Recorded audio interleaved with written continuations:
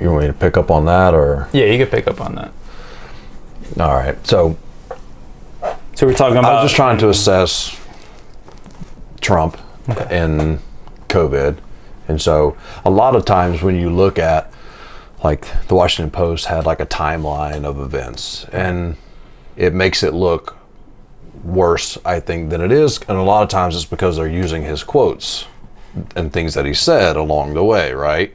And so it's like, oh, he was not taking this seriously until here. Right. But all along, there were some steps being taken by the administration or by himself that was at least, average performance, Right. But his rhetoric, if you go back and look, it makes it look bad. And I do think rhetoric matters. A lot of people, although I don't personally understand why anybody would listen to him and really take much of what he's saying seriously, some people do. And I did see some reports early on that, like, those that were more likely to be watching, say, Fox News took it a lot less seriously than those that might have been watching something else, and that could have caused them to lose their life if they're an older person. I mean, I know that sounds dramatic, but I mean, it's not. It's unfortunate that we have a news situation where, depending on which news you watch, you have a different understanding of reality. And I'm seeing some polling now, and I was saying earlier that we have to take polling with a grain of salt, I guess. Polling wasn't very good for Trump leading into 2016 election, in which he won. So national polls aren't but so important when it's a state-by-state competition. But there is some polling that doesn't look very good for him in battleground states included. Him versus Biden, and I know everybody is low on Biden, sort of, in the meme culture, and I understand some of that, but as far as what the polling is telling us, most Americans believe their local and state politicians and scientists versus Trump. Right. I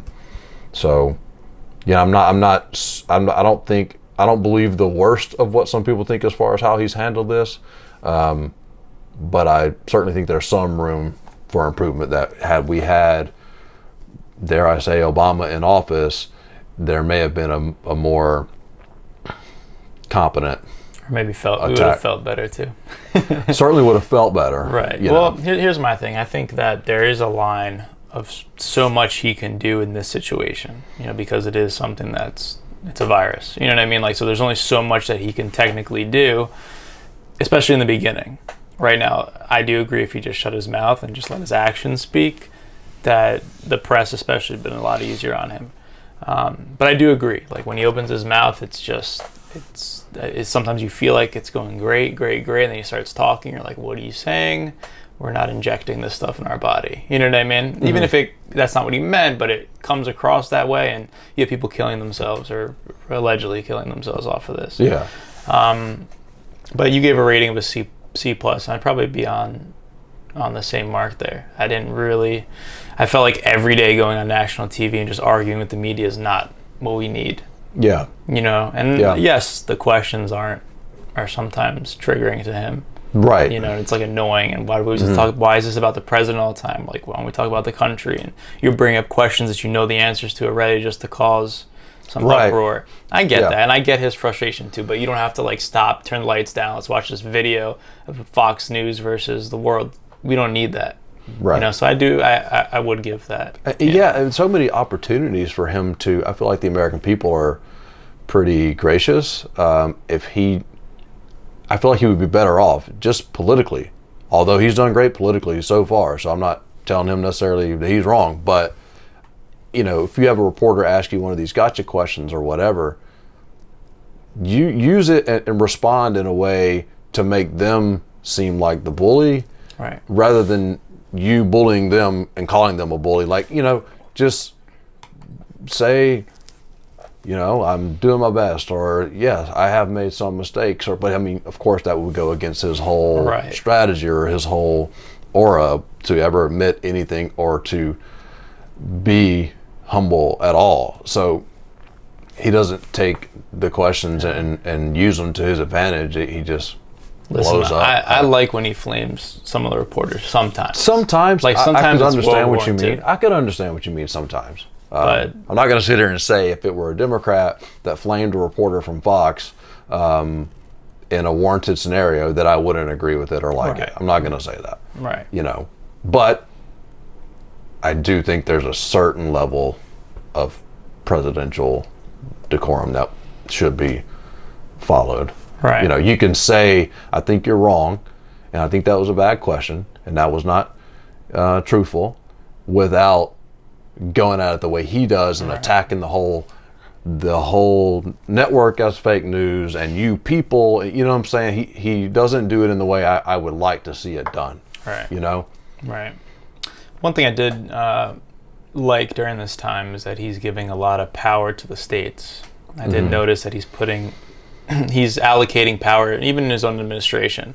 He's referring to these people and even the governors and whatnot. Like, I do like seeing him giving power to the state. So as a whole, people may not agree with him on a call that he's making, but he does make it clear, like, hey, that governor had made that choice.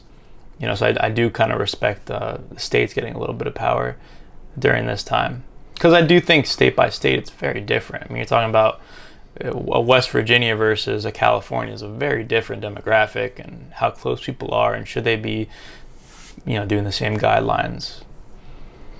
I agree. I think I mostly agree with that. Like, his phased system seemed to make sense, but at the same time as him putting out this, what they call it, anyway, they had the 3 phases, right? And that all seemed to make somewhat sense, right? Once you reach this point, you can move on. All those states are connected. I can see going by state. It matches the Constitution, the federalism. I like that. But then when he goes out and tweets, liberate Michigan, liberate Virginia, liberate whatever, right, without deferring to maybe where are they at in the phase, and just saying liberate, as always, it's just not a good message. It leads you to have less faith and less trust. And so, yes, sometimes things look good and then he does something else. And so, yeah, a lot of it's like in the moment campaign tweets, like, oh, let me side with this real quick because I'll get the Second Amendment people to vote for me. You know what I mean? Like, he's kind of, I don't know if that's his mindset, but like sometimes he'll tweet stuff and it's just like, dude, what's going on? That's part of one of the biggest issues is, is not having a feeling that he is the president for everybody. Right. And I know it's politics to some degree, and that all presidents are at some point or might call out the politicians on the other side, but they don't, quite so much want to actually create division. And that's just how it feels. Right. So it's going to be interesting to see, let's say that some states start opening back up, and we don't have the testing in place, and which you could partially blame a president for that, and we don't have the contact tracing in place, and this resurges. Would you say this has nothing to do with Trump because this was a state-by-state thing and that was those states' fault? Or do you put some blame on Trump because he made it a state-by-state issue rather than taking the authority he claims he has to issue a sort of nationwide, stay-at-home order or whatever? Right. I mean, that's a good point. And I think he should be overseeing, like you said. Like, if he says he has his authority, he should be overseeing. And if he notices the state is making the wrong call or making a call too early to allow people to go back to normal, I mean, I think that blame would be on him. Ultimately, it's the president of the United States. So he shouldn't be like, oh, well, Georgia's opening now, even though they're not ready, they're opening. That's their call. Like, no, you step in, you say, hey, it's too early. Yeah. Or at least negotiate and talk and have a conversation and say, give me some reasoning why. So, because I agree with the view that the president maybe couldn't force a state to open that didn't want to, but I do think a president in the right situation would have the authority to close a state whether they wanted to or not. And I've seen a lot of when he said, "I have the authority," a lot of people went after him on that, and I'm sure there's some constitutional arguments to be made, but the Supreme Court has given some leeway to the president historically in times of war, for sure, on doing things that they don't have the power to do by the Constitution, because of the state of emergency. Right. And so if this were a pandemic, it is a pandemic, I would not see them, especially with the 5-4 majority, conservative to liberal, on the court, I wouldn't see them saying, "Oh no, the president doesn't have the power during a pandemic to tell a state to close down to protect the people." I couldn't see that. So he is in a tough spot. This is sort of his moment, that he's had to actually face a crisis and see what happens. I'm not thrilled with the performance. I don't think it's awful. I do think it's understandable for him early on to have been a little concerned about hysteria or concerned about the economy, because there has been this great economy, at least as measured by the stock market, which I don't necessarily think is the best measure, but everyone understood that unemployment was going down, the economy was solid, and so I could see any politician, regardless of party, not wanting to lose that and to trying to put out a certain message of hope and calm, but I don't. Haven't given him an okay rating, just okay. When I think back 9/11, I felt like I had a different, and I was still young, but I feel like the country had a different feeling coming out of that United States issue. Just a different feeling under Bush. 2008, same thing with Obama. We just had like a different feeling, like the idea like it's going to be okay, like we're going to be good. And I haven't had that feeling yet. I just felt like we're just kind of waiting for this virus to go away on its own, and we're going to be seeing what happens in 2020. You know what I mean? There hasn't been like that moment where like, like 9/11 when our retaliation was our moment. Like people were like, not like, oh, I don't want to go to war. Everyone's like, we got to go get them. You know what I mean? Right. Same thing. Like we had the bailout in 2008, and even people that were like investors were like, okay, now's my time. Like things were moving. I feel like we're very like stagnant right now. No one knows what to do. We're like in the house, I don't know. There's no like feeling of like, oh man, we're going to get past this because of X, Y, and Z. It's a waiting game almost. So I don't know if it's him necessarily, or is it just the nature of the biological side of this, that it kind of is a waiting game. I don't know. Yeah. And honestly, because I'm, this is agreed to disagree, and I don't want to be, I guess overly argumentative or whatever, but I really think the moment is too big for Trump to take it as an opportunity to really lead, and, which I don't know exactly what that would be, but he is supposedly a showman, but and that's what sometimes politics is about, a story, and that's how he was able to win, basically, because Hillary had no story, where all her story was, I'm more of the same, I'm competent in my voice that unfortunately people didn't like, Trump's bad, and he had a story. But right now, there's no feeling of like we're winning, or and at least not to me. I don't get the, of course he can't go out and give a rally with the crowds and all, but I feel like he could do something more to give us a better, more concrete understanding and feeling of where do we need to do. Tell us what we need to do. This is what we need to do, and then we're going to be okay once we meet this phase, and then we'll be all right once we meet this phase, and we're all going to be on the same page, and I'm in charge. But it's like he's not really that.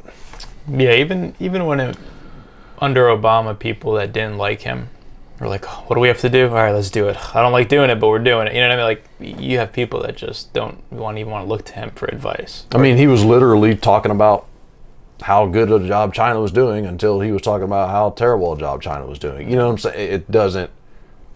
Do you think this? I think it's obvious. This is definitely a hit to both sides of the aisle when it comes to 2020. like you have the left not being able to go, well, Democrats not being able to go and rally and do their thing, and same thing with Trump. He feeds off those big crowds and getting those people out there. What do you think about that? What do you think about this upcoming election? How's this virus affecting that? It's hard to tell, but so far, like I was referring to those polls earlier, it may be helping Biden counterintuitively, like more than we know, because he can't be out talking, right? That's true. Like, and all Trump can do is talk.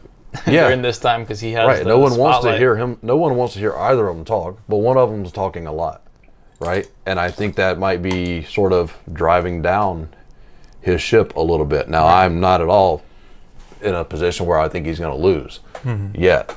As much as I would like to be able to say that, I don't have confidence in that. But if Biden can pick a flashy, but at the same time competent or viewed as competent person as a VP that can interface with social media and tell a story, then, I think the Democrats have a good chance. Since Trump currently can't hold these rallies, I'm sure he doesn't want to hold a rally and then that be exactly what creates like a new a new vehicle for this thing to grow. And of course many of his biggest fans fall into the category of being those that are more at risk. So he probably wants to hold a rally, but even he probably is hesitant to do that. So cool. How it's going to work out is I'm very interested to see. 6 months is kind of like no time and then forever at the same time in politics. Like, who knows between now and then? And given the way we're... But I think if this thing blows back up, I think there will be a good argument that it falls on Trump. And even if there isn't, I think many of the independents and so forth will view it as a failure on Trump's part. So it seems bad for Biden because he's stuck and he can't talk and he can't go do rallies and everything else, but maybe it's good timing. The only thing that's ever been a good timing for the Democrats lately. All right, well, I'm out of coffee.